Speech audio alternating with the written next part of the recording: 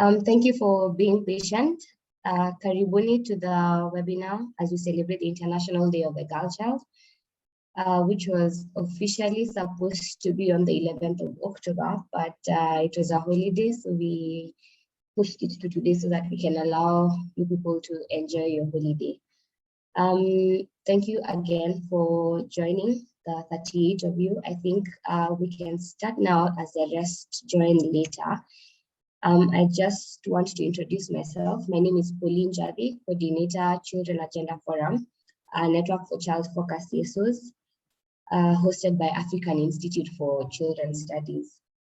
As you can see on the program that's been shared, we'll first have a presentation from Samuel Munyuing, ED, African Institute for Children's Studies, and then we'll have a personal experience sharing kind of story from Purity Rungu, who's a vlogger, a YouTube vlogger. She's 14 years old, just trying to explain to us, just showing us the importance of digital inclusion. Oh, sorry, I forgot to mention that the theme for this year, as we celebrate the International Day of the Girl Child, is digital generation. As you can see, digital generation or generation, so improving digital inclusion. And then we have comments from the participants. So if you have any comments or any question, kindly raise your hand or use the chat box, and our moderator Melvin Togo will take it up. Then after that, we'll have panelists discussion.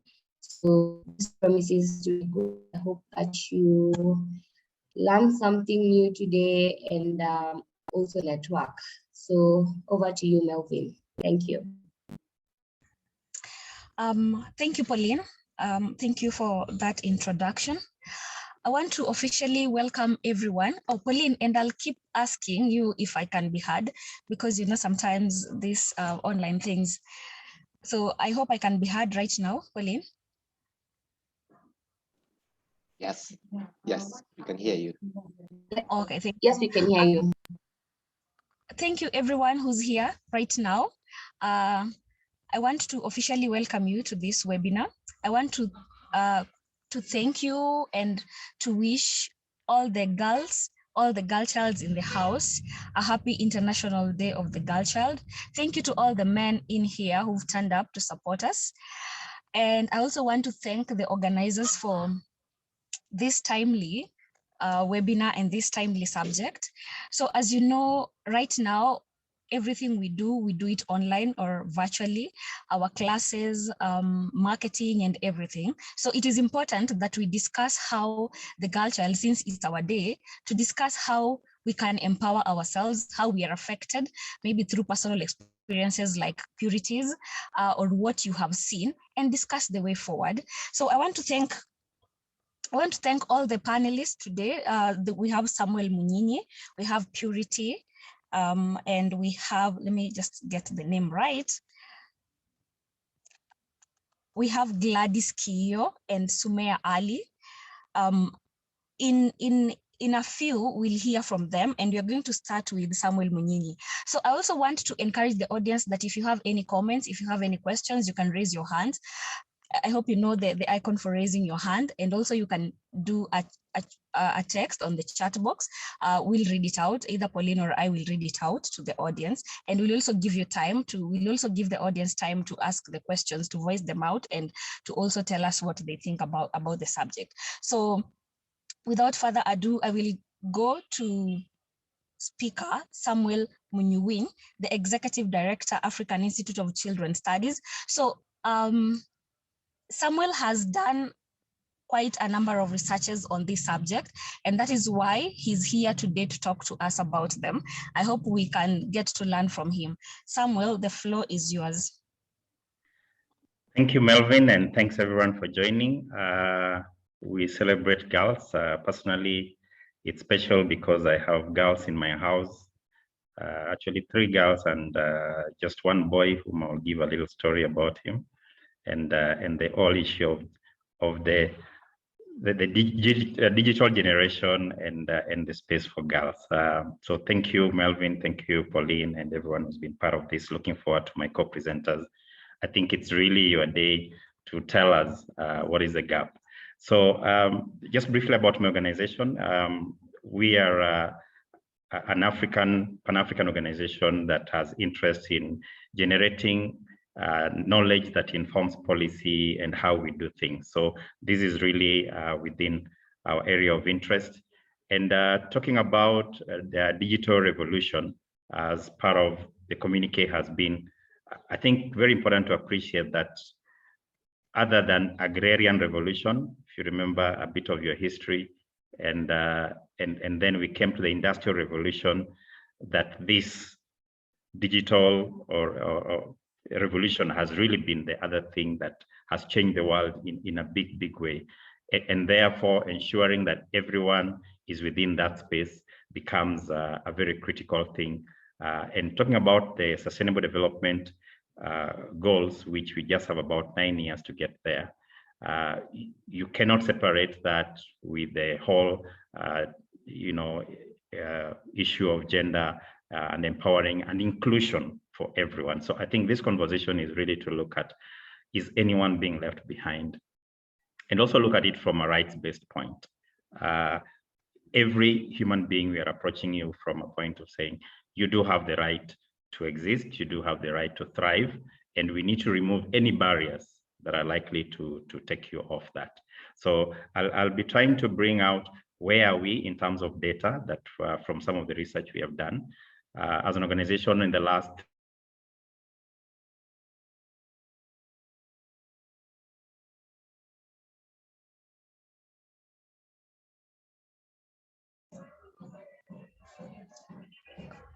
Samuel, I lost you. We lost you, Samuel.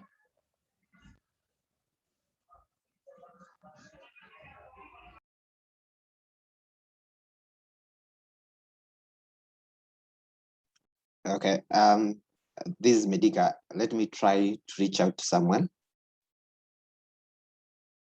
Okay.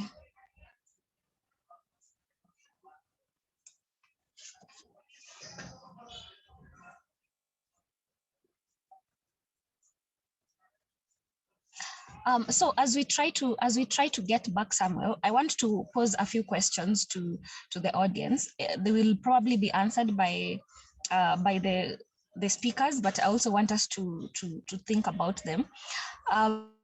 With now that we are doing even education online, and we have as young pupils, as toddlers, going for virtual schools, how can we caregivers encourage them to use these platforms in a healthy way? How can we protect them? Because once your child is exposed to these online platforms, be it Zoom or Google Meet or anything, they're likely to a lot of stuff, you know.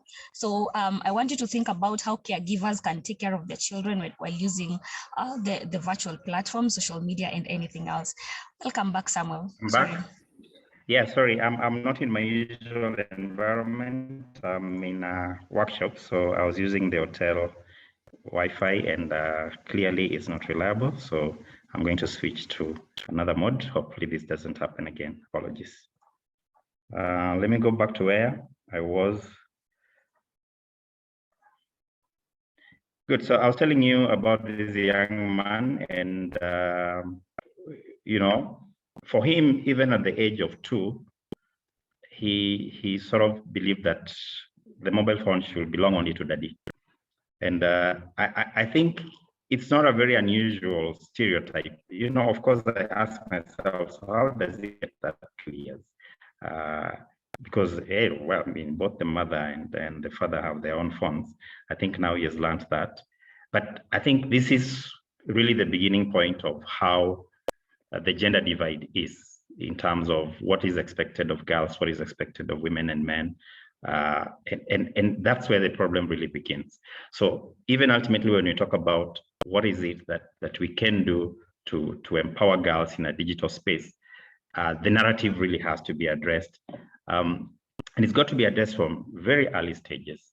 There have been some projects that have built on evidence that shows if you address gender stereotypes at very early ages, like 2 years and that. It sticks better, it works better, much more effective than bringing old grown-up men to be in a workshop and try and tell them to do stuff.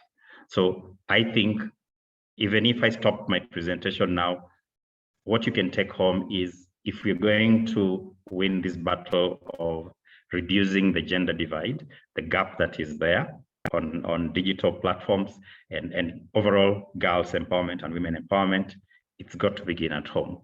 It's not going to take just laws. I'm going to talk about laws very briefly, but it's going to talk, more importantly, the conversations on dinner table. It's going to take, how do you react when the boy in the house thinks that phones only belong to daddies? Okay, so this again is unfortunately something that glares up even way up beyond the household. So some of the research that have been recently done, as recent as this year and even last year, are pointing to the fact that even when it comes to the leadership, we still have quite a small proportion, less than a quarter of the tech leadership being women. I'm hoping my co-presenters will bring in how they're breaking those barriers, how they're changing the narrative.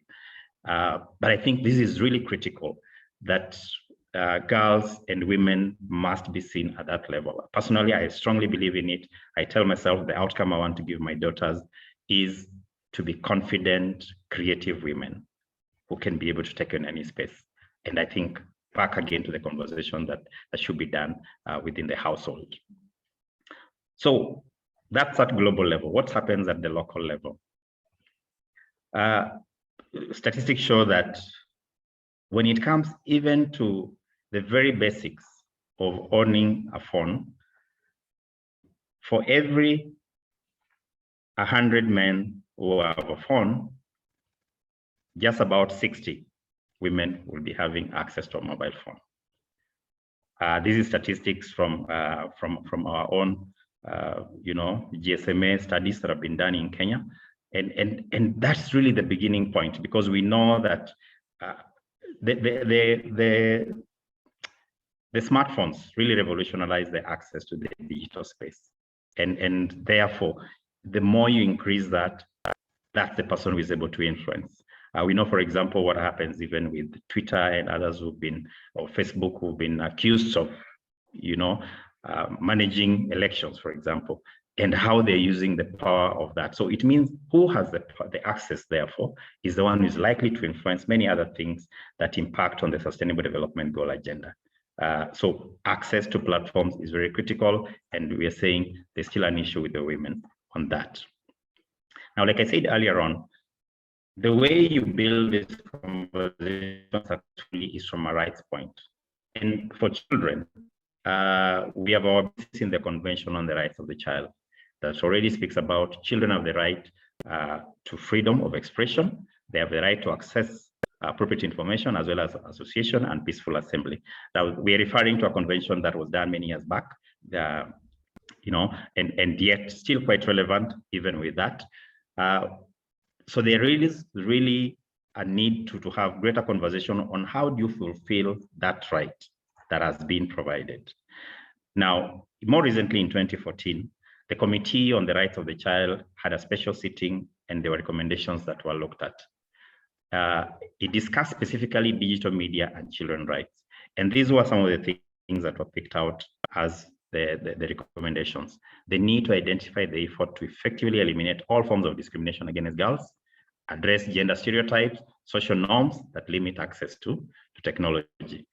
So you find the same things that have limited girls' access to school have sort of been transferred on to the digital space. And therefore, we need to be very proactive in being able to address this.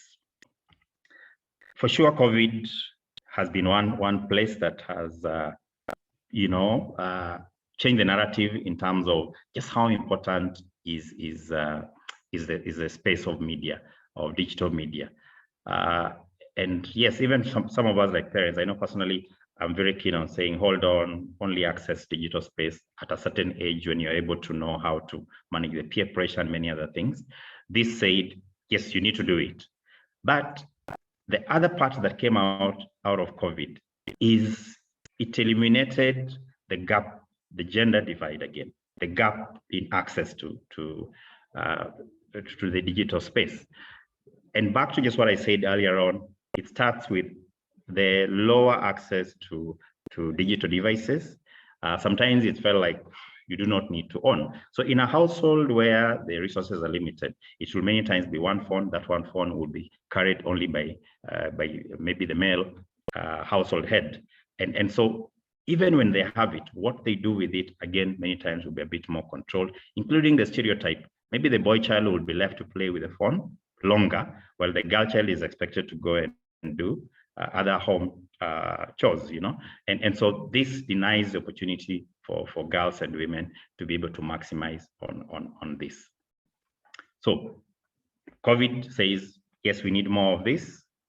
We've transformed everything there from marketing, accessing services, yet it also tells us, look, there's a huge difference in how we can access this.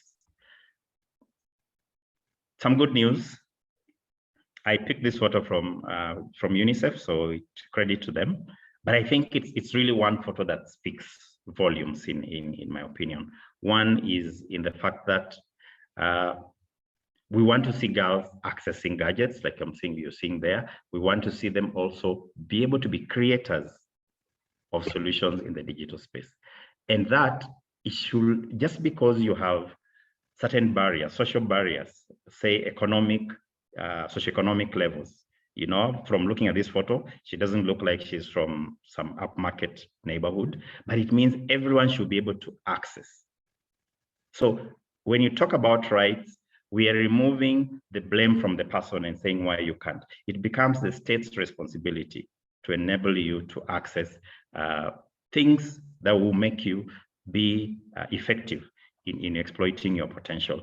And so this is one conversation which I hope my co-presenters will be able to bring out. A few more in terms of data, that while we did appreciate that we had to go into online schooling and all that, a study that was done more recently by the USAWA brought out some very interesting data. Number one, that we only had less than a quarter of the learners being able to access the digital space. So that's worrying, because this again has just perpetuated the difference between the have and have nots, which is really going to be a major issue, because we are creating jobs on the digital space. It means if someone's from a poorer household, the chance of them not getting a job because they can't access the digital space continues. But the other side of the story, which I thought looks good, that there seems to be actually more female learners who are able to access the digital learning space compared to the male learners. Maybe someone else, it would be good to understand what are the dynamics around this. Could it be that in more wealthier households, who are the ones who are more likely to access this digital learning, the girls are equally empowered, and so maybe the girls have even more interest. So I will leave that as a research opportunity that someone else can pick on and build on. So there's a bright side, but like every other coin in this world, there's always the other side of it. So there's a dark side of it, and this refers to the study that I'd mentioned. So like I said, over the last 3 years, my organization, African Institute for Children's Studies, in collaboration with Teledesome, which is a Dutch child rights organization, and Childline Kenya, where you call the 116 number. If you're in trouble, call that number as a child and you will get a rescue. When we did a study that had 4 counties, Mombasa, Nairobi, Kisumu, and Nakuru, we found that out of about 460 respondents, children aged between 8 and 17, 22% said they had ever engaged in OCSC. OCSC means online child sexual exploitation. I'll give you more statistics on that. That's about a quarter. And if you know the impact of what having the dark side of the internet does to a human in terms of their brain development and every other thing, you get very scared of even such a proportion doing that. Now, here is the data. So when we compared the response from boys and girls on whether generally they know someone in the community. You know, when you do research, you want to make someone comfortable by allowing them to talk about others, then talk about themselves. So of course, more people answer that than they answer about themselves. And we see that there's a slightly more girls reporting that they know that someone is doing or engaging, speaking to strangers. And that is the window in which any risk for online child sexual exploitation or any other forms of exploitation, including bullying and other things, happen because of who you open up. And from a child protection space, I say, usually when people walk on the street, or when you live with your children in the neighborhood, you tell them, don't go on that side of the street, don't visit here because there's a risk. But what we've forgotten is we've now opened up to a global community. It is not the small village, it's now a global village. Yet we don't tell a lot of our children that don't go into this corner because that street is a bit dangerous. So I think that's one conversation that is missing. And unfortunately, I didn't bring some other data here. One of those was we asked parents, have you ever had a conversation? We had less than 40% of the parents saying they had ever had a conversation about online and online safety. So like I said again, the narrative from empowerment to safety begins from the house. So if that's missing, that's a problem. Just quickly to pick out on the other issues, here we present the various forms of online child sexual exploitation that can happen. So grooming, okay, you know, someone trying to befriend you. Again, more girls reporting that. Those who shared own sexual act, meaning a young person, a child, records themselves having sex and posting it on webcam. Slightly more boys than girls. Those who've gone into webcams and chat rooms where you view sexual acts. Again, slightly more boys than girls, but again, that proportion was a bit higher. And those who were showing their naked photos. So overall, when you just do a figure, you will find that more girls were likely to engage in this than boys. So what is causing this? We asked that question to the young people. And some of the things they say is promise of payment, meaning the link between the girls' empowerment. If I'm not going to school, therefore I'm likely to do anything on the online to either be busy, to make money. But you can see here, the question of making money becomes a critical conversation that we must ask. Have we empowered? So you can't look at a digital space empowerment only from that space. You must link it to other factors, socioeconomic factors, and that. The issue of parental regulation is another one that they pointed out, meaning the role of parents or the family, again, becomes very critical and not aware of the consequence. So some of us go and post our photos while in school uniform and we are doing something and everyone knows your school. Tomorrow, your parent is being called and being conned, you know, with the information someone has picked from the online. So are you aware of what is it that you can put online and what is it that you cannot put? Because it directly touches on your own safety. So I think these are some of the gaps that we can. I'm about to finish. So you will generally expect that when social problems are identified, that we have a law and policy framework that helps to protect. When we did an audit of the laws that exist in Kenya, and we asked her, using a criteria, to what extent are they responding to the needs of protecting people and empowering them? Very few laws that we have had any mention of online safety for young people. Of course, the more recent ones, like the Computer Misuse and Cybercrimes Act of 2018, has a bit more. But generally, we really need to revolutionize how we do this. We need to make reporting of cases easy. Now, if you walk to a police station and say, you know, I sent my boyfriend or my photo when I was nude, and now he's demanding that I have sex or I pay him, you know, 50,000. Otherwise, he's going to Sambazite. Many times, some of the police officers will not even know what to charge that person against, or they will say, and you know, it's not been appreciated on how to respond. So I think we need to empower the duty bearers to know how to do this and to raise more awareness on this. So I'll finish up with what I would just list out as certain opportunities that we ought to do in doing these interventions. One is advocacy on discrimination from the social norms issues that we talked about, so that being techie is not seen like a boys thing. access to gadgets is given equally. You know, the time to be able to engage should be given equally for both boys and girls, because the truth is, this is here to stay. It is the next front for employment, and you want to do it well. The other part is then exposing more girls into the tech, education, tech, and training. I think that's very critical. Involving parents and caregivers, like I said earlier on, empowering girls must begin from the households. We must be very deliberate of exposing girls to the science and tech, as opposed to expecting them to do, you know, homely jobs or something. Safety, very important. You know, you can't make the best vehicle in this world with the best speed and not integrate safety. So we can talk about empowerment, all this, and don't have safety. So I encourage that this must be a top priority before you do anything about it. I think, lastly, on the policies that I talked about, we need to make them responsive to promote girls' empowerment, safety, and resources. Thank you, Melvin.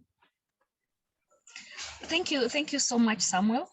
That was educative for me, and from what Samuel said, especially about how people perceive, you know, like when he started with the story of the young boy who thinks that the phone just belongs to the dad and not the mom.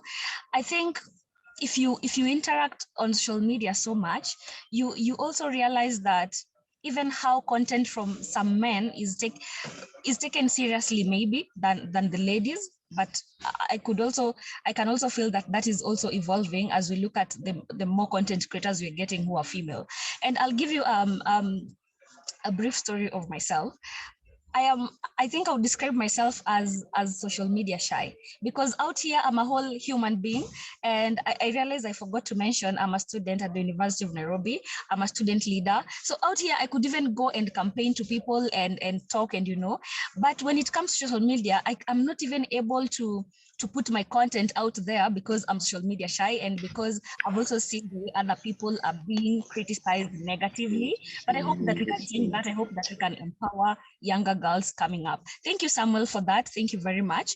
I also want to commend Purity. Purity will be coming up, and she'll be introduced by her dad, Mr. George Irongo. So you know that we take issues to do with children very, very seriously, and that's why she had to be accompanied by her parents, and we'll also not have the privilege to see her on video because for obvious reasons. So I want to welcome Mr. George Irongo to go ahead and introduce Purity.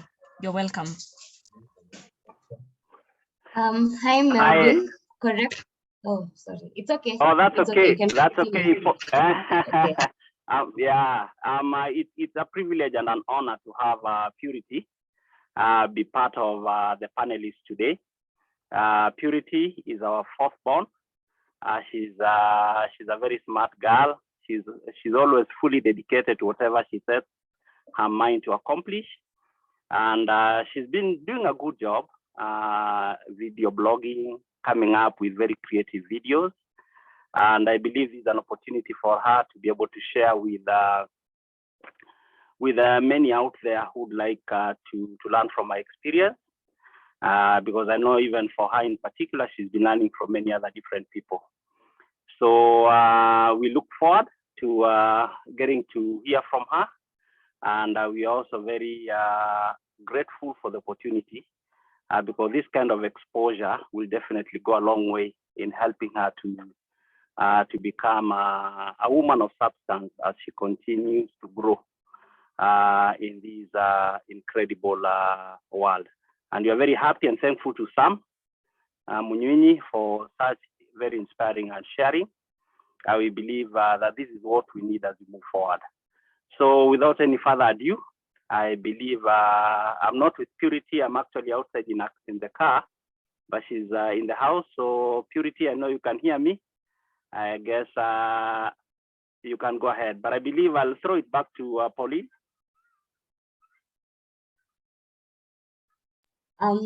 Thank you so much, George. I think Purity, back to you. Purity, you can come up next. Hi, it's Purity, and I'm so grateful that you have me on the webinar, and I hope that I can answer your questions honestly and well. So yeah.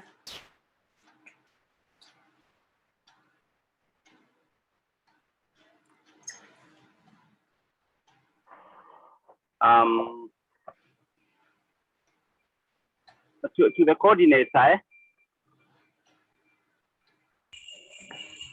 Yes.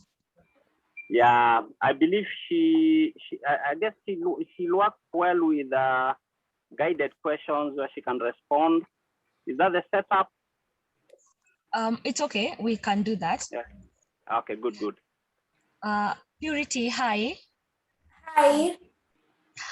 Tell us about your personal experience towards having your own YouTube channel. Okay. What So motivated you? it was What's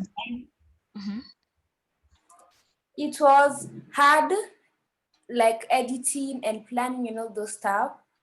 But it taught me like a lot of stuff, like how to manage your time well or to plan stuff well. So it's been helping me grow as a person. Yeah. So when I edit, it takes a long time, but then at the end of the day, I feel like I've accomplished something, like posting and sharing to other people, and people can watch my YouTube videos and enjoy them, hopefully. So yeah. You've mentioned that it was a challenge at first, especially editing. So how did you learn how to edit? So I did my research, like the devices that I had. I went on YouTube and searched how do I edit using this device. They gave me the applications to use.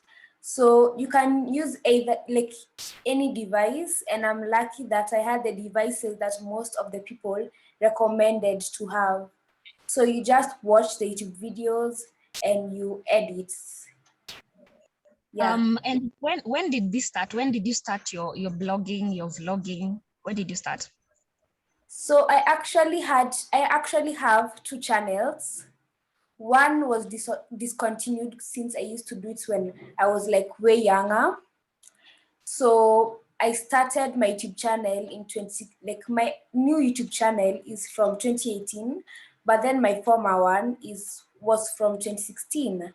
So my former one wasn't as good as my current YouTube channel because I didn't know how to edit and I didn't do my research. So I actually have two YouTube channels, but then the other one wasn't available. So the one that I have currently, I actually have to discontinue it for a while because of my studies. And yeah, but then I'm grateful to have a YouTube channel. So you mentioned that you started way back in 2018. I figured you were like 9 years old then. You were 9 or?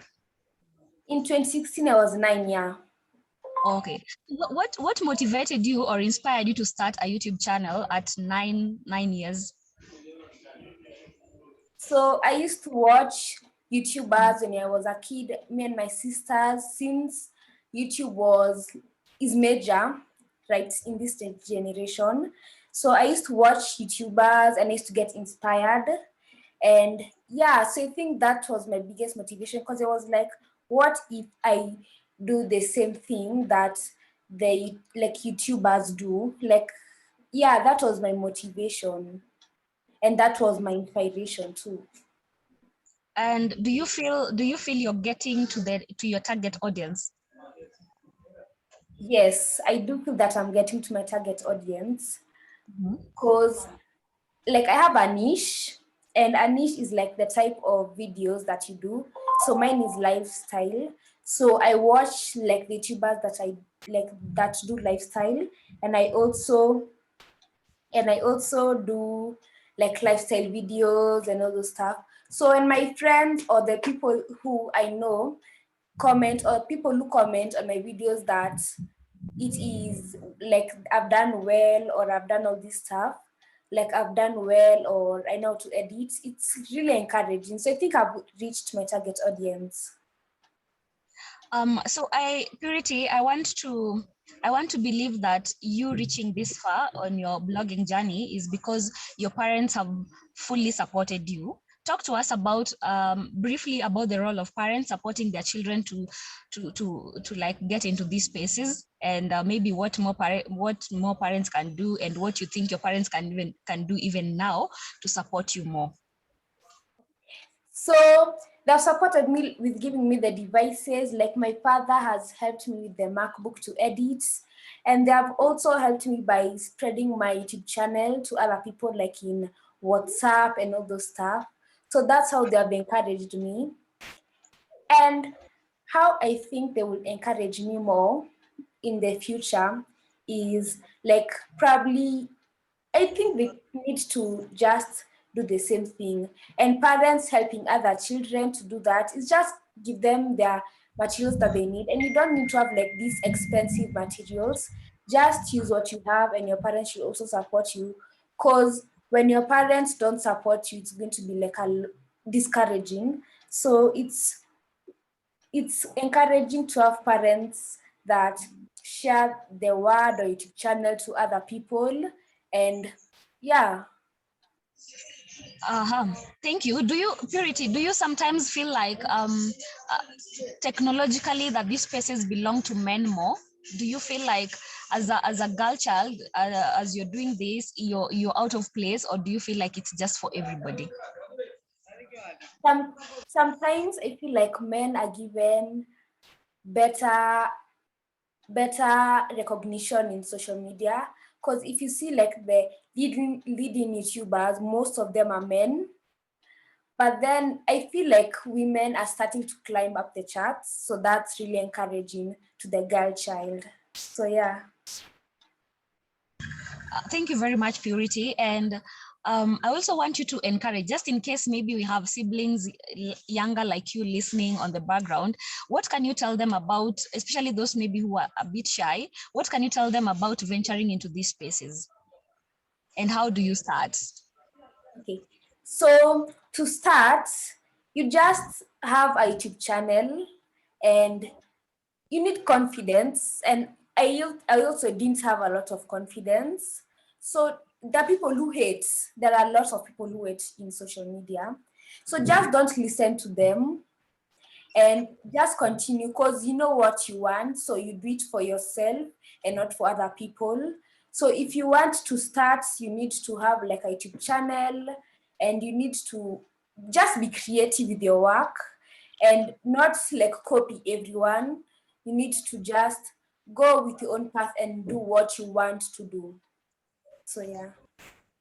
Okay, so before I ask my last question, Guta is asking, hello, Madam Purity. So how do you balance your YouTube passion as well as your studies? So my studies and my YouTube, I usually have like a planner to have. And I also discontinued my YouTube for a while because I'm in grade 8 and it needs more attention. I need more attention to do my studying than my YouTube. So when I start to, like when I learn, like I usually have a timetable, because editing takes a long time. Like it takes like almost a day. So you need to have like set days to edit or set days to post. You just need a timetable to keep following, and also consistency. So yeah. So it's about balance mostly, right? Yes. And Eva Komba is asking, are you using YouTube Kids or you are on this normal channel, like the one everyone uses? So I'm on the normal channel. I'm not on YouTube Kids, since I don't do like YouTube videos for like the younger, like 10 and below. So I usually do like the ages of teens. So that's what my YouTube channel is about. It reaches teens, like from 12 to 17. So that's what my target age audience is. Okay. Another question from Virginia Minor. For Purity, well done. How do you cope with negative comments that are likely to come? How do you deal with the publicity also? Okay. So and do you feel, as you deal with that Purity, do you also feel like you're very exposed? Yes, I actually do feel like I'm exposed, but then I don't want to make myself be too exposed. But then sometimes I do feel like since you can just search my name and then videos appear, I feel like there are some people out there, like dangerous people who can watch, because the people who take advantage of kids. I am actually kind of scared, so that's why I just try to keep it kid friendly also. And the reason why the hate that I like, how I manage my hate, there are some that are like, some that give you like, there's some that give you hate, and there's some that give you advice. Like there's some that can tell you like you need to edit better, or the hue is like too much, or my music is too loud. So those ones are helpful comments. But then there's some that they just want to hate on you. So those ones I just ignore. I don't really dwell on them. Okay. Well done, Purity. Another question is, how can you be reached on the platform? So I want to assume that maybe your parents are your managers at this point. Yes. And if we want to reach you, we can reach you through them. Yes, you can. Okay. So I think you've gotten that. Eva Komba is asking, are you in an international school or government public school? And also Purity, for a question like that, you can either answer, or if you're not comfortable, you don't have to, but it is there. Are you in an international school or government public school? I think I will pass that question. Okay, thank you, understandable. We have Hamid Rashid just said, I love this generation of girls like Purity, tolerating less, expecting more, independent, outspoken, strong, confident. International Day of Girl Child. Thank you very much, Purity. And you mentioned earlier that you'll be taking a break, maybe to focus on your studies. Have you figured out when maybe you're likely to come back? If you haven't thought about it, you don't have to answer. I have thought about it, and I will Okay. continue my YouTube channel after I finish my KCPE. And yeah, because I thought you were in high school. I'm sorry, it's okay. Which yeah, that is March next year, right? yes.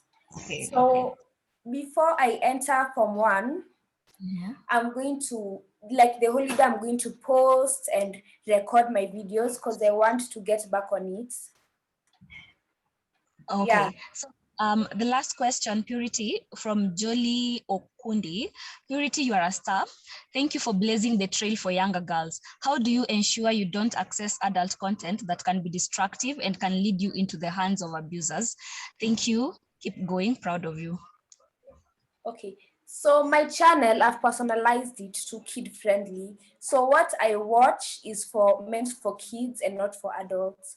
Because the social media these days is exposed to like singers that like have are not like kid friendly, and a lot of kids do that because of these days, like this generation is about like it's exposed to bad stuff and evil stuff.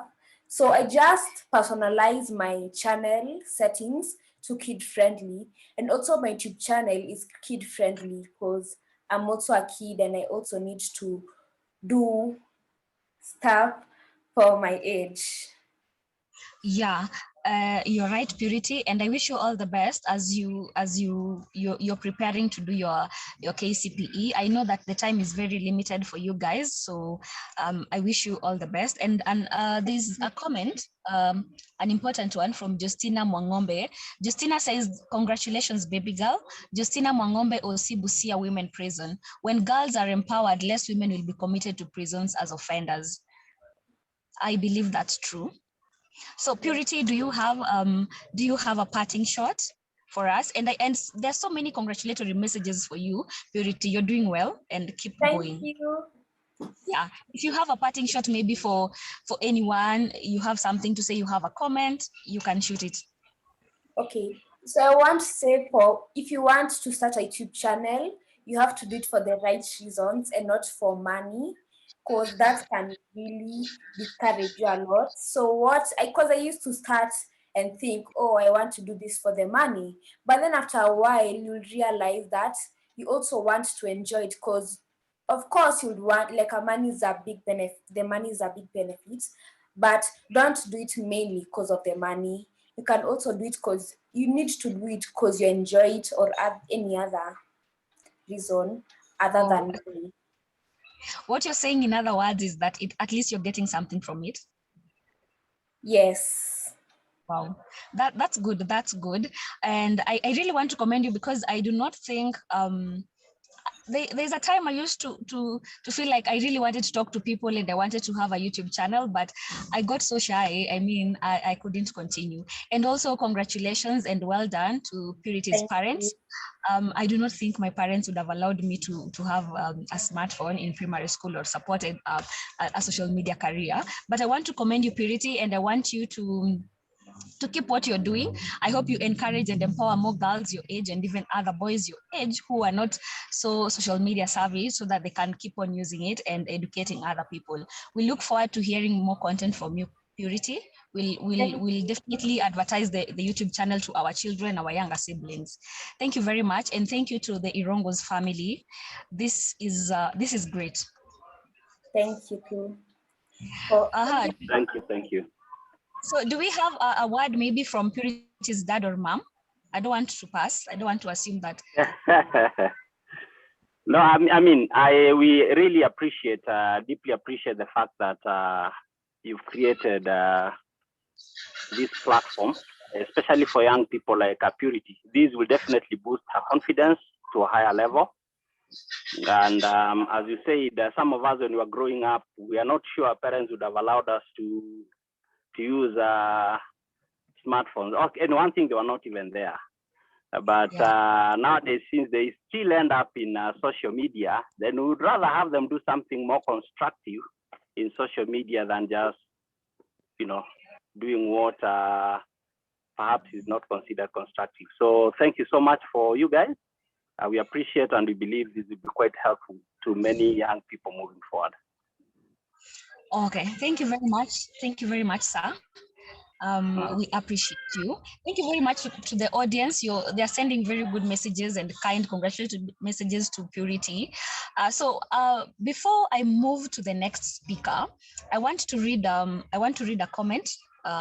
Question from, let me just get it. There's so many messages from Patricia Machio, picking up from Melvin's comment on being social media shy and the experiences of children, into brackets girls, in the digital space. Does misogynistic culture contribute towards making digital or tech spaces unfriendly for girls, consequently widening the gender gap in such spaces? For me, I would say yes, but I hope that the next speakers, especially because they're ladies, they can speak more about it. For me, I would say yes, because what makes me to shy away from posting things on social media, what makes me shy from engaging on social media pages, is because of the comments I see, especially from the men, and how they sometimes they insult or troll or bash women. I mean, that's very unfair, and that's why we have even less women who want to engage, because we are shy. And I want to commend those who are engaging actively, but we are working on that. So I hope that Miss Gladys Kiyo, who's coming next, can also talk about that. So Miss Gladys Kiyo, are you there? Yes, I'm here. Thank you so much. And thanks to Purity for sharing her experience. And we want to thank the parents. It's quite encouraging to see that even when we highlight so many challenges facing young women, we still have such good stories to reference and also to draw wonderful experiences from. Yeah, I think I missed what you wanted me to speak to, the last comment you wanted me to speak to, Melvin, before I can make my comments.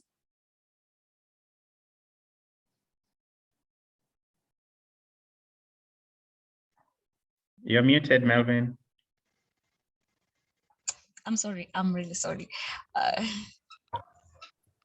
So the question was, does misogynistic culture contribute towards making digital / tech spaces unfriendly for girls, consequently widening the gender gap in such spaces?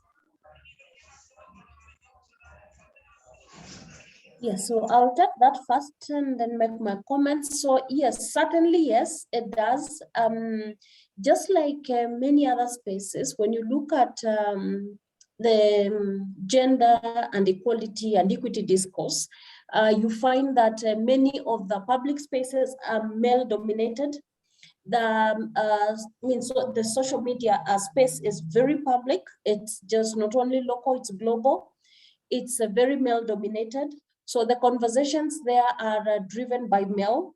The sort of rules there are also very male controlled, and that makes it more of a male space than a female space. So that constrains the space and freedom that women have when they're engaging in those spaces. And just to add to say that you also see technology is driven by resources, okay? You need money to be able to have a gadget. You need money to be able to have access to bandwidth. And again, going back to the conversation and on gender and gender equality, is that you find that not so many women and girls have access to economic resources that can put them in this platform. That's also another constraint. So as women, then we come to the virtual spaces, to the social media spaces, as playing a second fiddle most of the time. And it is important for us when we are talking about the digital space and how women and girls engage, to make sure that this is viewed within the broad spectrum of equality, because you cannot consume, for instance, you cannot consume technology if you do not have a certain level of knowledge and skill. You cannot also absorb and use technology when you do not have a certain level of resources. That is why it's important to have this conversation, not in an isolated space, but within the wider and referencing the wider conversation on gender equality, because it all stems from there. Again, skills and knowledge. How have we seen women and girls acquire skills and knowledge, especially that are STEM or science-based, that are very basic and the foundation of technology? Again, that's a gap. So when you're talking about access to digital spaces, we must reference the wider equality conversation, make sure that if we want more women in that space, if we want more women influencing the decisions in that space, including the laws and policies that regulate those spaces, we must have women accessing education, we must have women accessing employment opportunities, we must have women accessing economic opportunities, so that they play with the same vigor, with the same muscle and strength as their male counterparts in those spaces.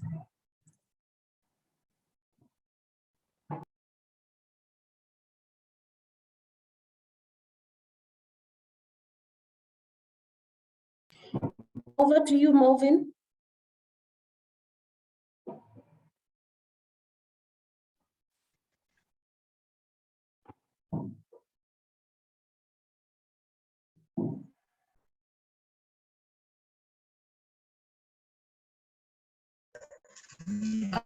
Sorry guys.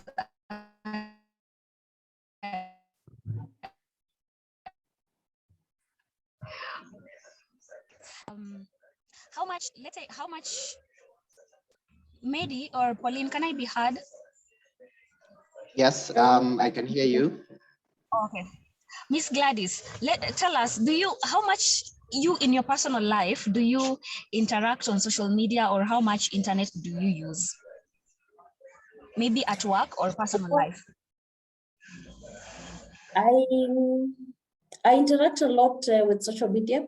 It's a source of information. For me, it tells me what's going on, so I keep abreast with news in that way. It's a source of information in different ways, just general affairs news. It's also a source of information for professional work that I do. So I'm in that space quite often. Oh, when we take when we take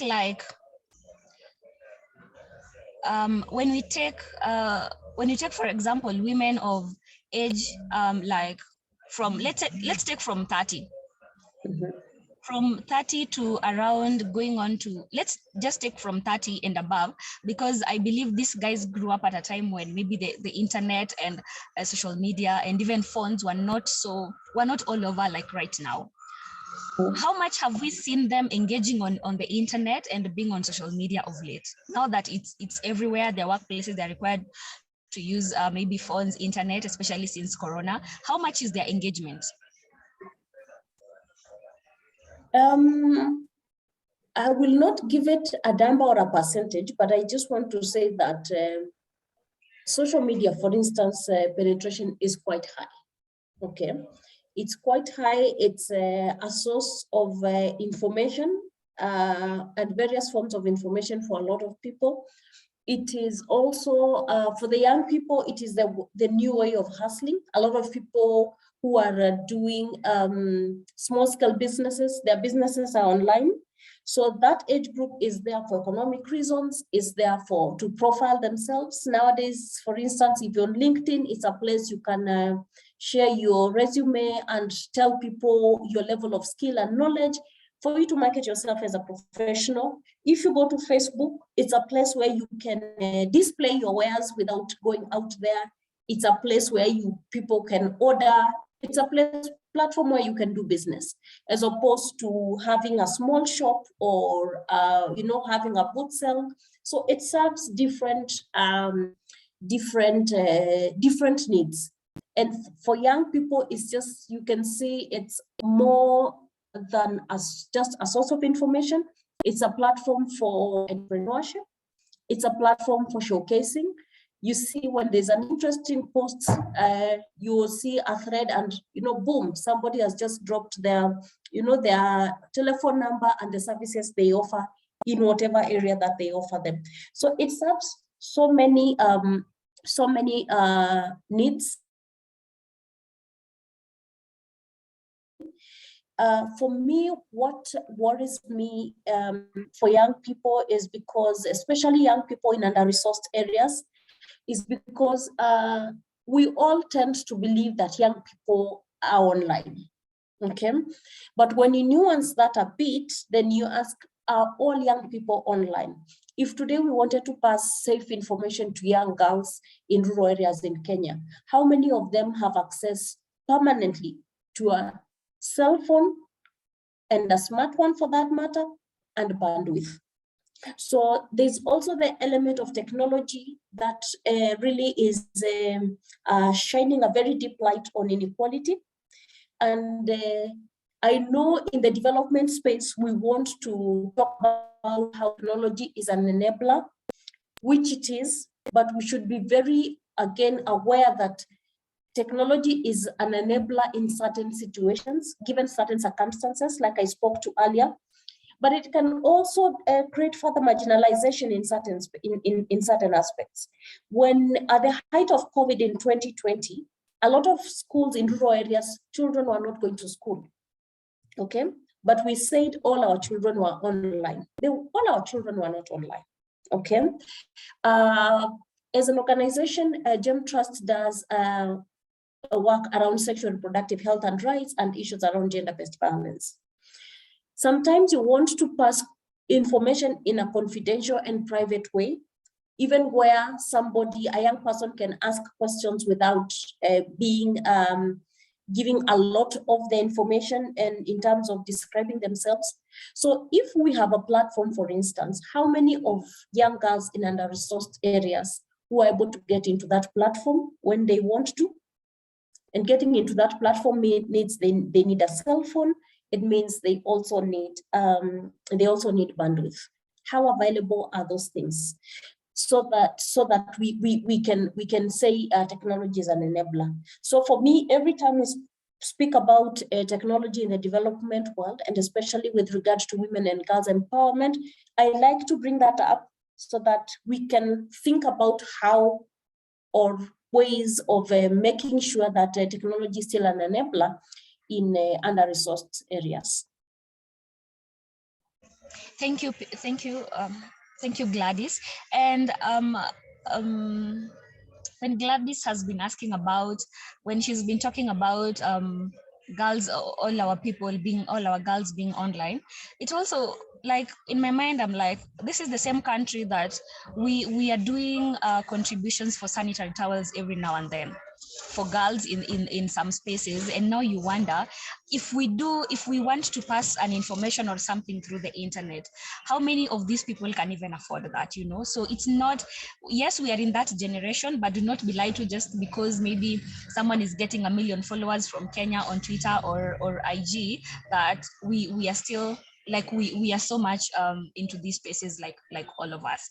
Thank you very much, Gladys, for that presentation and for that insight. But also, I want to pose a question to you, especially when it comes to culture. I'll call it culture shock. We do recognize the fact that there's now a generational gap, because social media accommodates everyone from, let me say from 18, because it's only from 18 years old that we should even allow access to those social media sites. So let's say we have 18-year-olds, and then we have 45 or 30. Let me actually just say 30, because 30 and 18 now are different generations. We have millennials, and then we have Generation Z. So we have seen, or personally I have seen, that 30-year-olds, or maybe somebody who's 33, does not understand how the 18-year-olds of now are living their lives. You know, like, there's so much going on in this generation, and you find that the other generation does not understand. And through this, we find that some of them are being bullied by older people. So Gladys, how can we deal with this? How can we encourage the older people to be more accommodative of this younger generation? Because it is also affecting them. This is a generation that we really have to take very keen interest, and we have to take care of them well, because things to do with mental health, this is where it all abides. And we do not want to lose our young people because of what they have encountered on social media. Well, thanks, Melvin. So, you see, the generation divide is just not only in the tech space. What is playing in the tech space, in my view, is just what is playing out here in the non-virtual space, if I may say, because there's certainly a generation gap that exists, which is normal, because a certain age cohort will go through certain things, and the next age cohort will not go through those things. It's important that the messaging around the virtual spaces is very, people are made aware of those spaces. Once people understand the virtual space, what happens, how useful it can be, and how we can regulate, because just like the way we make public spaces safe, it is important to think of how do we make virtual spaces safe. I think that's the question we should be trying to answer. How do we make virtual spaces safe for everybody? Because, like you said, mental health, if you look at safe, virtual spaces are very lonely. So you might consume a whole 300 book when you're seated in your own space in an hour. So how do we make those virtual spaces safe, so that anybody who engages in there is safe, is able to consume information and share information in a way that does not violate any other person? The generational gap, if you ask me, I don't think it's something we really want to worry about, because that will always be there. What I went through growing up is not what my children will go through growing up. But intergenerational conversations help to bridge those gaps that sometimes cause tensions. Okay, so it's just also to learn how as a society to deal with those gaps. And one of the things that has worked in many places is having those intergenerational conversations that people really understand what time means and what time gives. And that difference should not in any way be a source for tension, but understanding and appreciating differences.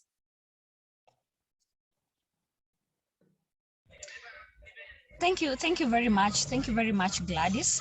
So I will give time to the audience to voice out their questions or maybe their comments. You are actually allowed to also comment, not just ask a question. If you have your own view, you can say it. So that will come after our last presenter.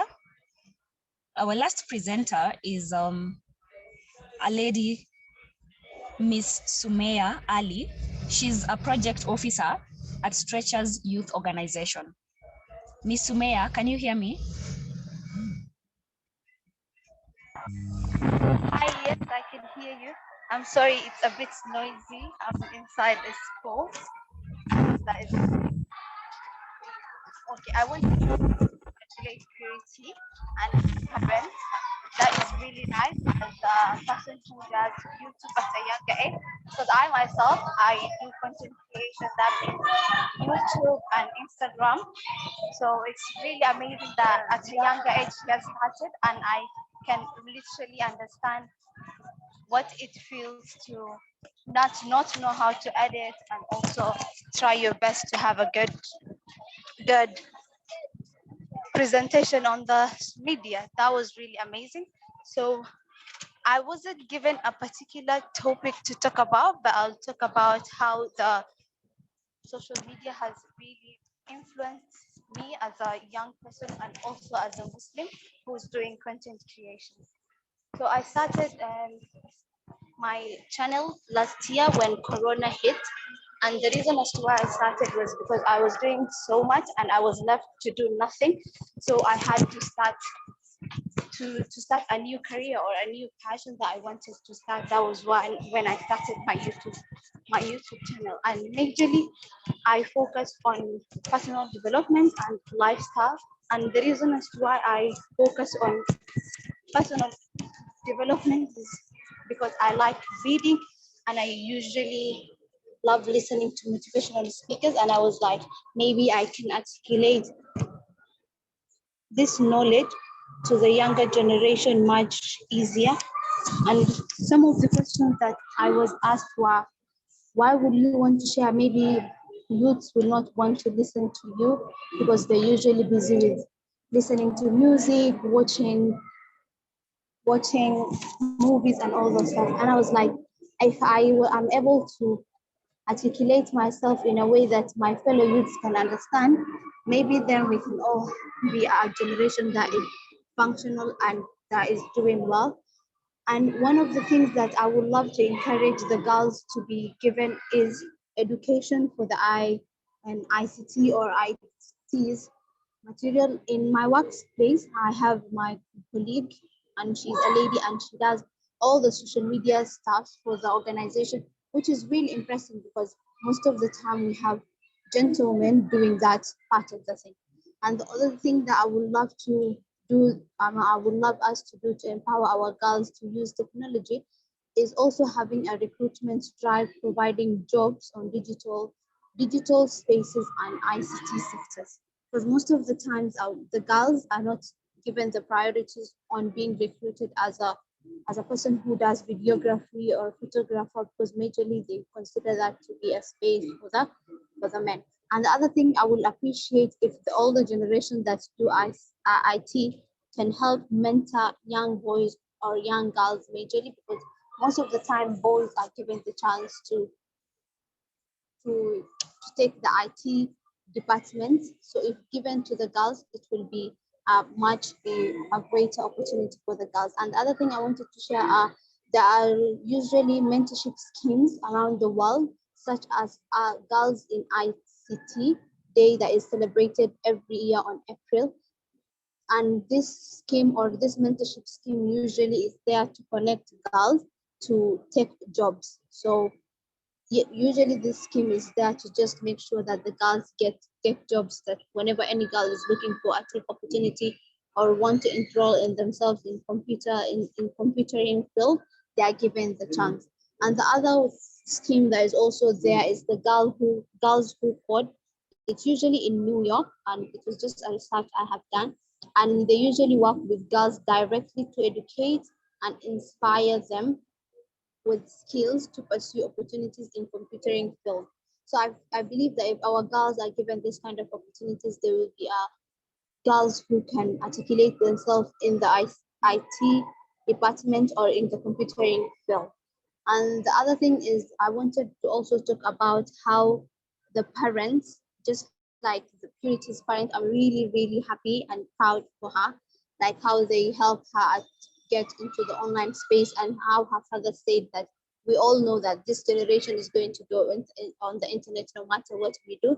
So it's better that we give them the chance that they articulate themselves properly and they do what is more constructive. And what I would love to suggest to the parents so that they can have habits that are healthy for their kids, especially the girls, so that they don't get exploited on the internet, is just make sure that the babies and the toddlers who are below 18 months, they don't have screen time, so that they can have a bit of growing to do, so that their mind can grow and also have time to play and spend time with their parents. And for the toddlers who are 18 months and 24 months above, they can also be given screen time, but also with the parents being there, that they give them the chance to go through, watch some cartoons, listen to some cartoon stuff, but then the parent has to be there so that they can guide their parents. The other thing is for the teenage girls that have phones, they can help them have a consistent time. Maybe in the evening is when they get the chance to watch TV or to go on Instagram or YouTube just to watch something, but maybe that is 1 hour or 2 hours, and after that the screen time is stopped.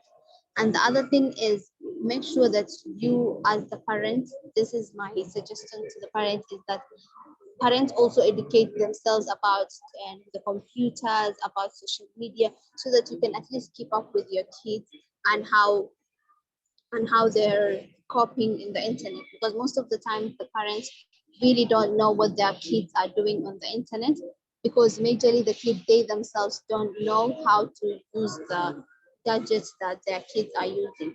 And also make sure that during meal time they don't watch TV or they don't stay on their phones, because that makes them not to really concentrate on their food, and also it reduces time for family time to be able to talk about how the day was and how everything was. And the other thing that my last part is how the parents or recommendations so that the kids don't get bullied or abused online. That is, the parents educate their children about the side effects of social media, because sometimes the kids don't know that social media is not good for them. Maybe there are bad people that are there that can affect them. So if the parents educate their kids on that and tell them, as much as the internet is really good and we're getting a lot of information from the internet, there are also bad side of it, and also try to explain that to the kids. The other thing is that also the parent should give support to their kids, so that at least they know that whenever a child is going through a cyberbullying or someone is bullying them on the internet, they have the opportunity to come and talk to their parent first, because most of the times the things I've seen, or the girls that have been bullied on the internet, is that majorly they're scared of telling their parents, or maybe someone has told them, if you don't do this for me, I'll do this to your pictures. And most of the time the girls end up doing what the other person wants, because they're scared of what their parents will think or what the society will think. So if as the parents they create a space where the kids can know that, oh, my mom or my dad is there to support me, at least this will give them the support that they can report whatever that is going through with them on the internet. And I feel like the internet is the next big thing, so it's good that even the parents are aware of what their kids are going through, and so that they can have a coexistence, so that the parents knows that the kid is doing this and how they can block that out. So that is from me to you guys. Thank you so much, and I appreciate you guys. Thank you very much, Sumaya. So you've mentioned that the internet is the next big thing, or at least it is the big thing right now. So do you think that the government and policymakers should make it a priority, at least to provide every child or everyone growing up right now in the areas they cannot access, to at least be able to access the internet? Because I believe content like from Purity is supposed to at least reach even those younger girls growing up. And I believe that the internet has a lot to teach, and through accessing the social media pages or anything, we learn a lot. So should we make it a priority to provide the internet in the near future? And in the near future, I mean maybe tomorrow, 2 years, 1 year to come. Yeah, I totally agree with you, and I think the government should provide the internet for them, because if there are kids like Purity in school and they want to post maybe a video on YouTube, it needs internet, and they cannot do that because maybe the budget or the economy from their family does not allow them that. So I feel like if the government can provide that, it will make the creativity of so many kids come up, and it will also increase their chances of having an opportunity to make themselves career, and also it brings out the creative part of the kids. So I suggest, or I will highly appreciate if the government can do that. Yes, thank you. Thank you very much, Sumaya. That was a beautiful presentation from you. Now, I see that the audience has also dropped. We are back to 40 something. I know that maybe people are hungry, others are working, so I'll not take so much of your time. I'll just give a few minutes to the audience. To those who want to speak, kindly raise your hand. Use that icon opportunity to raise your hand. And also, I want to ask Purity's mom, can you hear me? If Purity's mom is around, then I would like her to say something. Hello, Melvin. Hi. I thought I would hide. Till the end of the show, but yeah, I've been here with Purity. My name is Annie Rungu, and it has been very, very interesting since we began. The presentation from Sami has been quite informative and very, very empowering and equipping. He's been able to enlighten us a lot, especially with some details that the statistics that many of us were not aware of. I also do appreciate the other presentations. And now, I don't know, for Purity, it's been a wonderful journey since she initiated the starting up her YouTube channel. And I think as a mental health practitioner, that's who I am. What I've really appreciated is sometimes what the activities that she does using her YouTube gives her a very good break, especially when there's so much workload from school. So that becomes like a very creative way to break that cycle of just masomo throughout.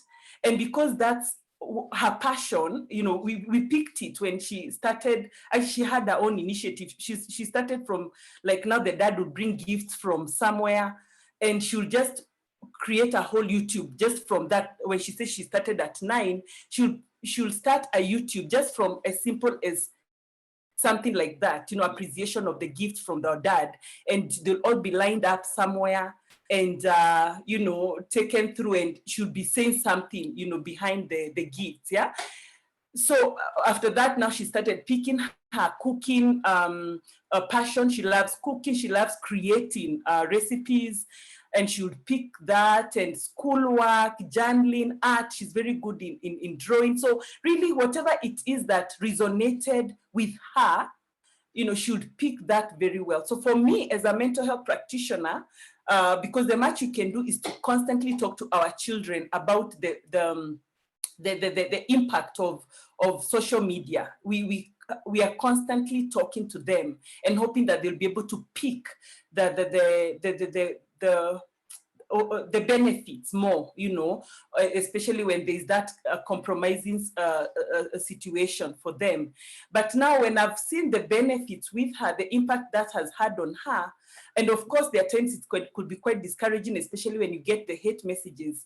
And that again becomes an opportunity to teach her how to relate to the outside world, because that's really what we deal with. that you'll get negative comments at workplace, school and all that. So they are growing in their resilience. So anything is an opportunity to build our young people, to build our young people. And for me, social media has been one of that avenue that has really, really helped Purity in different aspects of her life. Thank you so much for giving her that opportunity. I really do appreciate. Thank you very much, Mama Purity, and we encourage you to keep on empowering her. And I hope that when you get the chance and opportunity, you talk to more parents about empowering their girls to use the internet more for education, for creativity, and for anything else. It's a tool of empowerment. I cannot see any hands from the audience. But I had an interesting comment from Justina Mwangombe, and any of the panelists can comment on this if you feel like. It's unfortunate that all things about women or girls are skewed. Why? Because the economic empowerment of an individual seems to be the pivot of all his or her determination and achievement. So Justina is approaching it from the economic empowerment. It's probably what we need to first work on so that we can empower more women, girls, to be able to be more confident even in engaging in social media or the internet. Yeah, anyone can comment. Sami, you have anything to comment about that? Sophia, Ms. Gladys.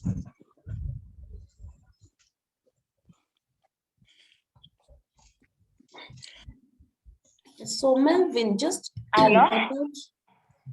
about the issue of an economic empowerment, just to say that there is no facet of empowerment that is lesser than the other, and that they are very intertwined. Okay, so I hear what the lady is saying about economic empowerment. It's a lot of things. When we're talking about women in political participation, one of their biggest impediment, even when they are the best candidates, is that they do not have the resources, to organize a solid campaign and walk through that path to the point that they get elected. So it is very important, but I just want to say that it does not play alone. So yes, economic empowerment is something we must be focused about, push about. And if you look at it keenly, it is the reason why we encourage boys and girls to go to school, because that is where you start your journey of economic empowerment. Because with skill and knowledge, then you're able to sell that skill and knowledge for economic gain, and that starts your journey for economic empowerment. So quite important, but always we need to look at everything, the different facets of empowerment, especially for women in totality, because they all affect how, each affects how the other is realized. Hi, Melvin. I could add some thoughts. Hi, okay. Yeah, I agree with Gladys, and that's why in my beginning of my presentation, I mentioned the element of a human rights-based approach. It's in the sense that they are so interlinked, you can't separate one from another. So I agree that the economic facet is as critical, and so is the cultural issues. I think what that statement is saying is you cannot achieve digital, addressing the digital gap or gender gap by simply, making sure girls have access to gadgets, for example. We must be very deliberate. And I was giving you an example. Personally, I think I want to be very deliberate that I will do whatever I can to empower girls wherever they are. I think that deliberateness, then, if it's followed by looking at what barriers exist and appreciating that these barriers are interconnected, we'll then be able to be effective. Yeah, thank you. Hello.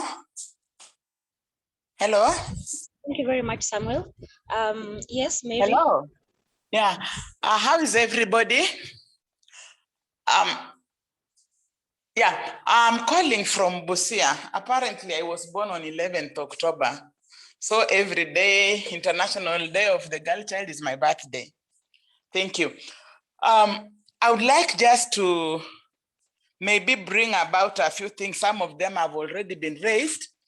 And I would like, first of all, to say that I'm speaking for the girl child, for the woman in the rural area. In terms of technology, you will get like, if we are to fight injustices against women and girls, we will still have to mix technology and analog, because most of the women and girls in the rural areas do not even own telephones. Most of the time you get like, even when you have a meeting and you say you are going to pay via M-Pesa, she gives you her husband's phone number. And of course, she does not get the money. Justina has talked about economic empowerment, but economic empowerment, yes, but again, I want to talk like in the rural areas, you get even that economic empowerment again is being used to abuse the woman. You know, this side, like in Busia, we believe women who work on a kichwa ngumu, they are rude. So like your husband has to beat you to size. I have handled so many cases where the woman has been pressurized. She earns her salary and hands it over to be managed by her husband. We've had programs. I remember there was a time, was it Kefinko? They were giving cows, Frisian cows to women. But in our tradition, cows are a man's property. So the women were simply handing over. Let us also look at issues of socialization. At what age do we change the girl child? At what age do we empower her? Because like in Busia, you even get a 13-year-old, she's already immersed into the traditional norms and all that. You know, she gets pregnant, and when you ask her, she tells you, aliniambia atanioa. She's already thinking marriage, because traditionally we are socialized that a girl is born to be married. And these are things that we need to look at. When we talk about technology, let us also ensure that we do not leave out the girls, the women in the rural areas. Otherwise, we shall be leaving a very big population of people behind. I have had women, high school teachers, nurses, coming and saying they are being beaten, and yet they are economically empowered. So what I'm trying to say is that it is more than just economic empowerment. We need to look at socialization. We need to look at that change of attitude and all those things. Thank you. Thank you very much, Mary. That was very insightful, and it introduced us to another place where we probably feel that we've moved past, but it is still happening. I think you've also talked about socialization, which I totally agree with, because the people you socialize with, how you socialize also matters in how maybe you come up with your dreams and what your dreams are and how you're going to actualize them. Thank you very much, Mary. A question to Rashid is asking a question to Mr. Samuel. What are some of digital rights, if we have any? Mr. Samuel, I hope you're still around. And then after Mr. Samuel, I'll have Eva Komba and Florence say something. Yeah, thanks for that question. So remember when I started off, I did refer to the Convention on the Rights of the Child, which is also built on the overall human rights treaties and convention, and basically the same freedoms that we do have: the right to freedom of expression, access to appropriate information, and I think it's important that we mark the word appropriate information, and the right to participate and engage. So we do have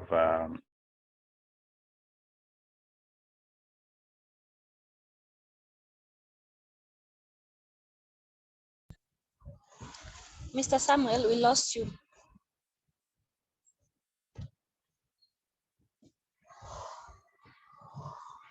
Mehdi, can you hear him? Is it from my end? let me check with him. Let me check the internet connection and the setting. I'll also get back to you once. As you do, let me have Nancy. Or he's back. It's okay. Let me have Nancy Barasa. I don't know if it's Barasa or Barasa. Nancy. Yes, hi. Hi. I'm so happy to be part of this conversation. Thank you so much for the strides you continue to make when it comes to addressing issues around girl child. So I would like to share about girls' challenges in STEM. And for me, the biggest challenge would be accessibility.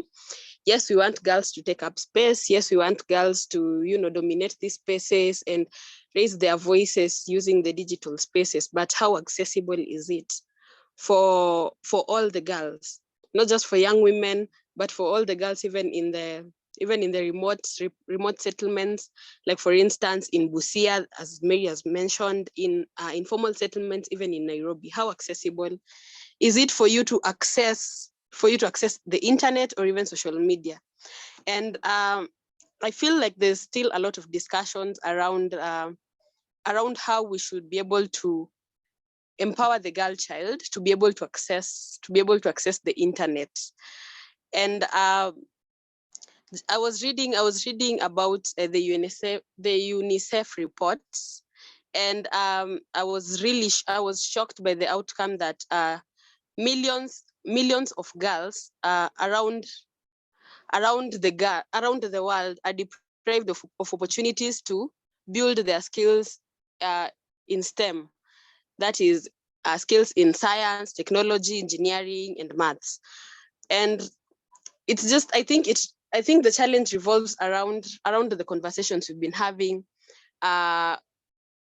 when it comes to the girl child. For example, early marriages, teen pregnancies, and all these things just come together and affect girls in the digital space.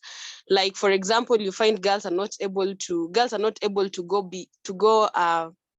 go even beyond secondary school or even primary school because maybe they lacked money to proceed with their schooling, or maybe they dropped out because they got pregnant early. So I feel like even as we're having discussions around how girls should be included in these spaces, there's still a lot of barriers that will hinder a girl from accessing the tech devices and even the tech skills. So for me, I'd say, even as we're talking about girls taking up these spaces, let's also look at it from the environmental setting and what can be done for a girl to be able to easily access these services. And also you find that even girls who are performing very well in STEM subjects are not able to take up the to go on and continue with their tech studies because of how the society has made the girl child feel about themselves when it comes to matters of STEM. So there's something I read somewhere. Let me just find it and read. And by there I was shocked by this report that there's gender gaps in STEM engagement, interest, enjoyment, and future career aspirations are shaped by gender norms, bias, and stereotypes.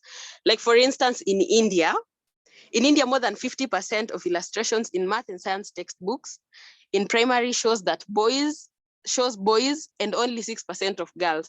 So imagine if a subject that a girl is supposed to learn so that they can be able to grow their STEM knowledge is mostly influenced by the illustrations of the boys only, and just very few illustrations are of the girls.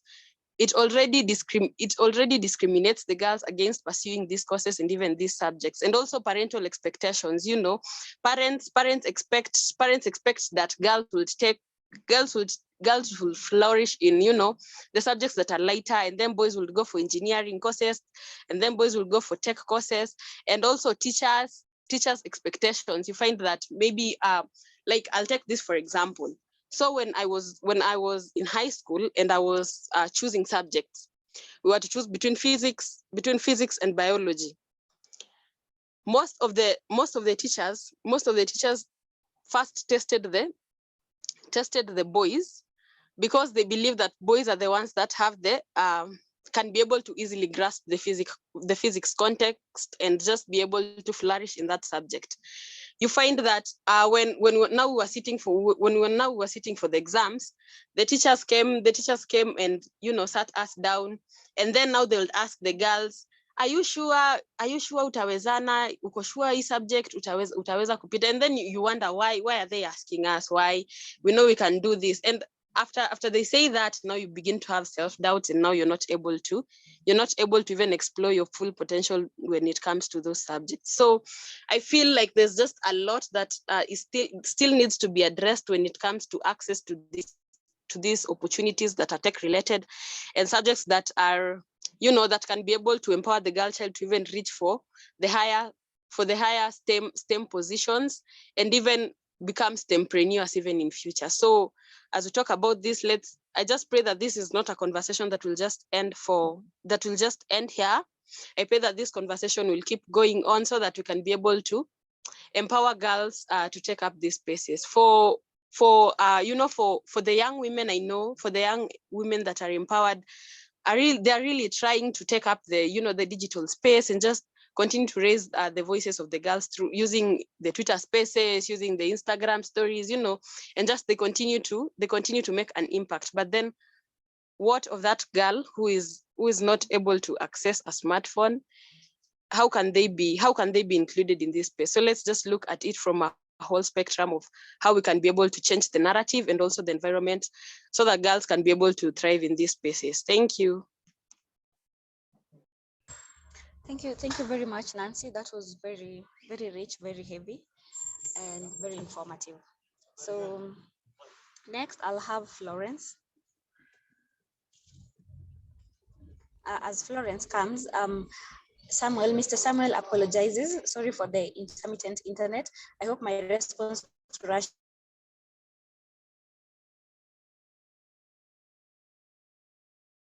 was hard. I mentioned that digital rights and freedom to associate. These are tenets of human and child rights are provided in Convention on Rights of the Child. They are also linked to the child right to participation, which are graduated as per age of child. So let me have Melvin, sorry to come in at this point.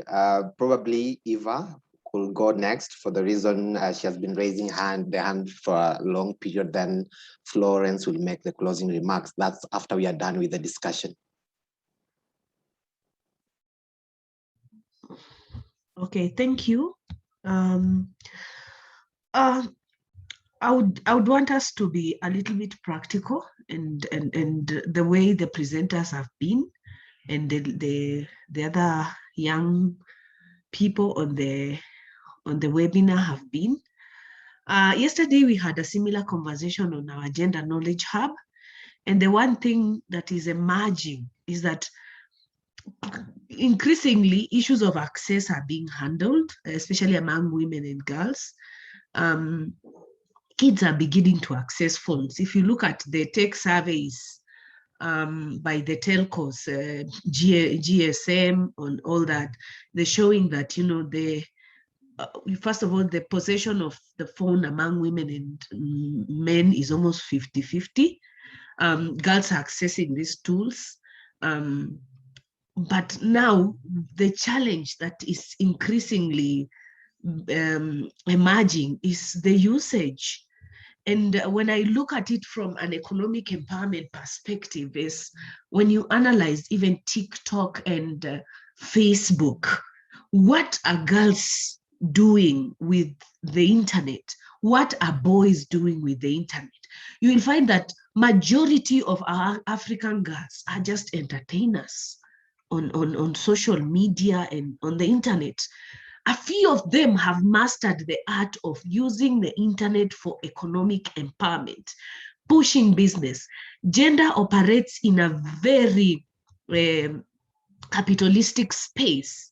So unless we also start factoring issues of capitalism, you pay to be on the internet, you use your bundles, but are you using the same bundles to gain some resources or some mileage? Even if you are in careers, are you branding yourself? So you'll find girls on TikTok are twerking while men are, positioning themselves to be, public speakers and all this. And when kids come into that space, our kids learn vicariously. They learn by seeing what is happening and what is modeled by the majority of their genders. And they are going to take that route that, that they are socialized or they're seeing. So for me, it's what mentorship. We can say STEM, we can say use, access, but under usage. What mentorship are we providing to our girls? And it's not just kids and girls alone, even adult women. How are they using the internet, especially, for instance, even political aspirants, to advance their agenda? Because the internet is a space, and I will use what Gladys said, the mirrors our non-virtual space. So how you use it to advance your agenda at a personal level matters. It will even in future, in the next 5 years, dictate your economic abilities. So the persons in this space, I know Samuel Munyinyi, you and I serve as advisors to the Association of International Schools of Kenya. We may want to also just see what can we pick from some of these advanced spaces like Europe and a bit of Asia, and bring it to our space and pick some best practices on how to encourage young people to maximize. I'll tell you that even the most semi-illiterate person has access to the internet. And it doesn't mean that you need to be at university level to maximize. We have people who are just selling very basic things, and they are girls even at the age of 17 and 16, like my sister here. And it is a source of their empowerment. So we cannot stick it at, you must have certain high level skills to engage. Even those level skills are required. And I will pin it at a semi-illiterate level. But again, there is the usage by everybody, and there is the persons behind. In Africa, we have just confined ourselves into, usage, but then there is the development of the work around it, apps, technology that then advances and pushes us, like the girls who came up with the FGM app. So we can cry around resources and say that. But again, are we asking the government? Recently, last year, Uhuru launched a Google Loan that was supposed to provide free internet. How are we following on that to ensure that it is operationalized and it is working for everyone? But I want to be the other person who wants to look at it beyond just access and resources. Is it giving you an edge as an African woman, as an African girl? Is it giving you the competitive advantage like the girl or boy based in Europe? Beyond these other conversations or these other barriers or these other issues that we're talking about. And that for me is very key. We can't have majority of African girls twerking and expecting to compete with men who are coming in there to brand themselves and win seats. It cannot work. Those are the inequalities that even girls themselves perpetuate on that internet.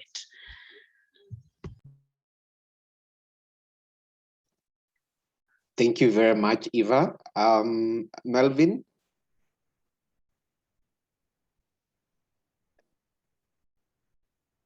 Sorry, as Melvin is coming to speak, I just want to build on Eva's point. I recently did some work in Mandera and Wajir looking at access to healthcare.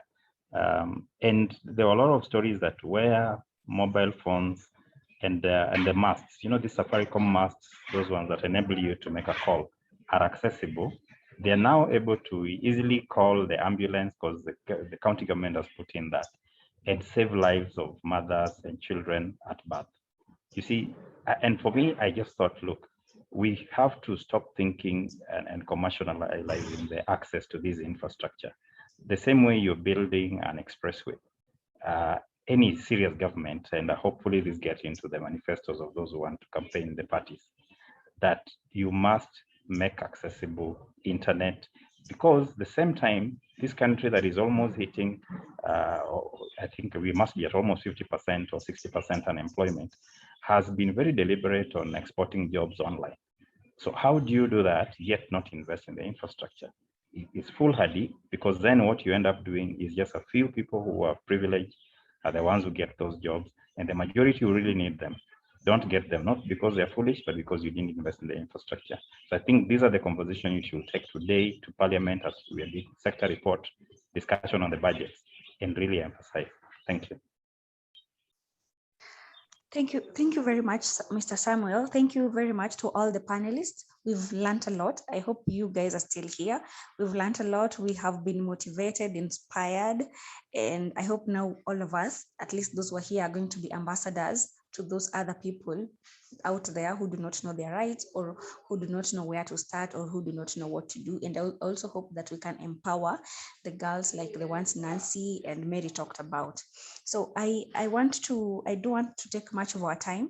I would like, from me as the moderator of the day, I just want to thank SDGs Kenya, all our partners, for this beautiful webinar, and I hope that we can have more like this. Thank you very much for everyone who stayed up to this point. I would like to call Florence. Thank you very much, and I think the last speaker has really set the stage in terms of us all being ambassadors. So my name is Florence Yevo from the SDGs Kenya Forum, and I'm glad to just make the closing remarks for this particular exciting event, I should say. Us marking International Day of the Girl Child, and I love that this year we are focusing on SDG 1 on issues of poverty, SDG 4 on quality education, SDG 8 on issues of just economic growth and ensuring decent work also happens for all of us, and issues of inequalities and also partnerships. And so it's been good to hear about the theme, the digital generation, our generation. And so from us all as the organizers, let me take this opportunity to really thank you all participants and the speakers. Thank you for doing a very great job in terms of keeping this alive, the conversations that we've had today, and also for the moderator Melvin. You've done a fantastic job, and for us, we are really honored. It's always good to see young women, young girls taking up the stage and really articulating their issues. And so we are happy to be hosting this event as the SDG Forum, but also with the Children's Agenda Forum, the African Institute for Children's Studies, GEM, Stretchers Youth Organization, and also Urgent Action Fund for Africa.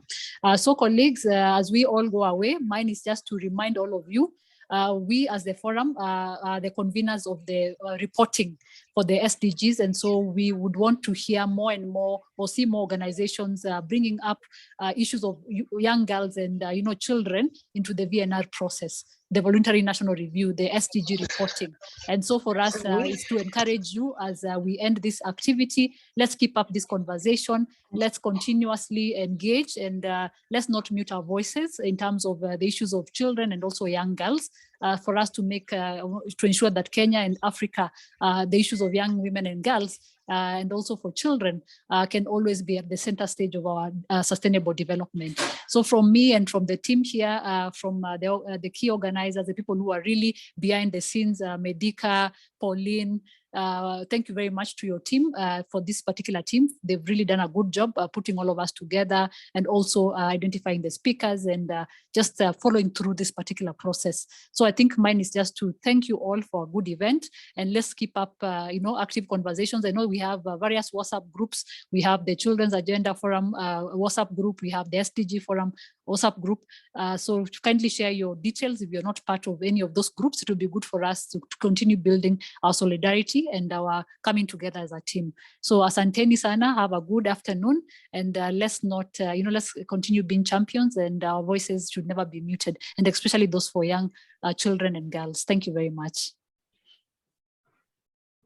Thank you, Florence. Bye-bye. And bye. Thank you. Bye. Thank you. Bye. Okay, bye. Bye. Bye. Thank you so much. Thank you. Bye and thank you. Bye. Thank you. Bye and thank you. Bye, everyone. It was Bye, lovely being part of this conversation. Have a good day. Bye. Thank you. Thank you so much for having me here.